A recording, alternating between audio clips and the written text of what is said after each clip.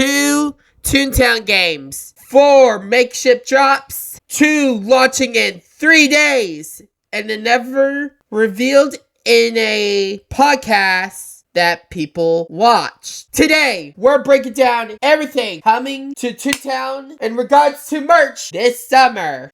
Hey Toons! Silly Sparkle Face here with a merch breakdown you're going want to hear because the first drops happened this week. So, Corporate Clash just listed not 1, but 2 new Makeship campaigns launching June 30th. And they snuck both of them into a single primo image that most people scrolled right past. First up, the Deep Diver Keychain. That's Mary Anna, one of the board bot managers from the Hires in Heroes update. This is a keychain, not a plushie. Smaller, cheaper, and honestly, smarter. You can actually take it with you. Every previous Corporate Clash campaign has been a plushie. This is them testing whether the community will go for smaller collectibles. But the bigger drop, the Rainmaker plushie, that's the purple one in the primo image, the clad hair, the black mask, the whole stormy aesthetic. The Rainmaker is a Lawbot boss you fight at the end of the pier beyond the Lighthouse Lane in Barnacle Boatyard. And if you have fought her, you know she's one of the most visually striking bosses in the game. This plush is going to move fast. Alright, so here's the pattern. Duck Shuffler, sold out. Firestarter, sold out. Pace Setter, sold out. Every single Corporate Clash Makeship campaign has sold out. And this time, we got 2 items dropping on the same day, June 30th. If you want either of them or both, you need to be ready. Alright, so that's the Corporate Clash side. 2 drops launching on the same day, both probably selling out, but over in the Toontown Rewritten side, something more interesting was revealed. So, if you didn't catch it, Panda Phil uploaded a 2-part interview with Joey Ziolkowski, the creative director of Toontown Rewritten, back on May 21st, and look, the whole interview is worth watching. Clear coast updates, new gag teases, the whole launcher situation. But buried at the 20-minute mark, Joey is wearing a t-shirt and reveals something the community has been asking for years. Here's what Joey said, word for word. We are launching a new Makeship campaign soon for something that people have been asking for a really long time. And that is Toontown shirts. We're going to be doing 2 Toontown shirts that are themed to like in-universe Toontown shirts.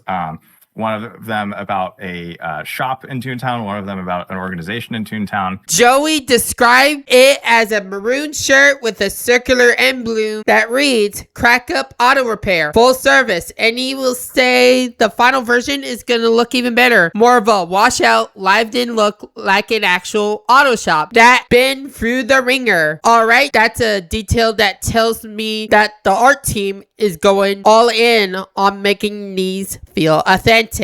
So, what's the big takeaway from all of this? This isn't just new merch. Cool. There's a philosophy that Joey laid out. I think it's worth paying attention to. He said, and this is a direct quote, one of the reasons that I love designs like this is that it feels like a shirt that isn't just like a Toontown shirt, like it's not just like the Toontown Rewritten logo or whatever, but it feels like something that if I were a Toon living in Toontown, like this is a shirt I could buy. That's a different approach than slapping a logo on a hoodie. This is world building through merch. You're not wearing a Toontown shirt. You're wearing a shirt from Toontown. That's a subtle but important distinction. Honestly, it shows a refreshing level of care from the team. And remember, every Makeship campaign so far has sold out. Flippy, sold out. Flunky, sold out. Dr. Shirley, gone. Lord and Loud Clear, done. If plushies can move that fast, t-shirts, which are cheaper, more wearable, and more shareable, are going to move even faster.